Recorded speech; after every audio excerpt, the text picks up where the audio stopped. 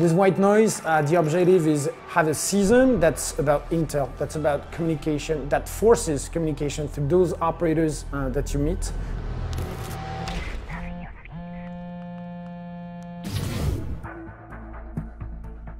Well, Doki is a name from Korean mythology, and it's actually a type of goblin.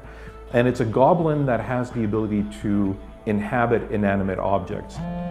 To achieve an operator, we are making at least 40 different iterations of a single character, and each time it's, we're gonna keep this boot, we're gonna keep this head. The glasses, it's something that we wanted to keep on the character.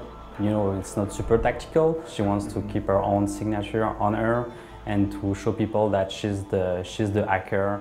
And we really wanted to have an operator that play with sounds as an intel or counter-intel. She is a heavy intel operator, and we just wanted to bring that back into Siege. Yeah, he's really near me. Vigil is a great, intel destroyer. Information in the game is relevant like 2 or 3 seconds stop.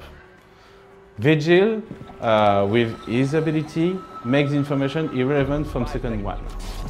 Yeah, Vigil, honestly, it was all about the mask. I think we did 50 different other iterations on the mask. I looked at it and I was like, oh, okay. For me, the mask came out as being more than just a ballistic mask. It was more than a look. Immediately, the backstory started filling in. You never saw me coming. Doki and Vigil represent kind of a way that we want to start doing things with our characters. When you play a game, you always imagine a story. You can't help yourself. It's almost like a human nature. You want to create stories between those characters. You can see that some of them just play really well together. We're crossing a line we used to not cross. And I think it's really interesting because everybody's enjoying it. Because we're not constrained anymore into a specific neutral counter-terrorist unit. Now we're really creating a new character with a huge personality. And it's the same thing with all the operators. We want to create more and more layers to them to really create some complex and multi-layered characterization so that it explains the way that you feel when you play them. Ever since that we had Ella in mind, we were already designing Zofia. We were really invested in creating that interaction between 2 sisters who have to deal with a legacy that is bigger than themselves. Actually, the very first iteration we made on her, she was throwing all these gadgets, these grenades, actually by hand.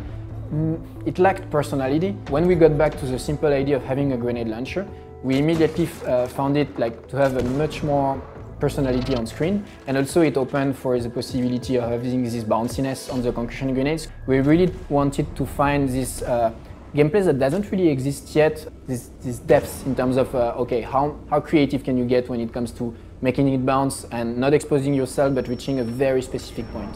We felt like it started to get really, really fun. There's a cookbook for Siege. We know exactly how to build a Siege map. What we did with Tower was we made the inside and outside one. There's no differentiation because you play normal maps, you go outside the map and then there'll be a warning if you're a defender, there'll be a warning saying, hey, you're outside the map, you'll be detected. In this, there is none of that. We try to bring something different, and that's actually the case with Tower. We went a bit further. We had our Siege formula and we wanted to have something super new, and we kind of tried coming in a nice in-between, and I think we always try to bring something new, but we're having our foundation of what makes a good Siege map. The repel with the verticality, they were like, when people were exposed to that, they were like, whoa, because it really does give that feeling. It's a nice interaction with the players where they push the maps to their limits and it forces us to push our limits even further. So we learn from them and we kind of adapt. 4 last operator standing. We feel like there are many territories of Siege when it comes to the specific grammar of how Siege plays, what the round looks like, what are the different phases of the round, what do you do when you're alive, what do you do when you're dead. There's a lot of territories in there that we haven't explored that much. I'm very excited about a lot of things that we're working on right now.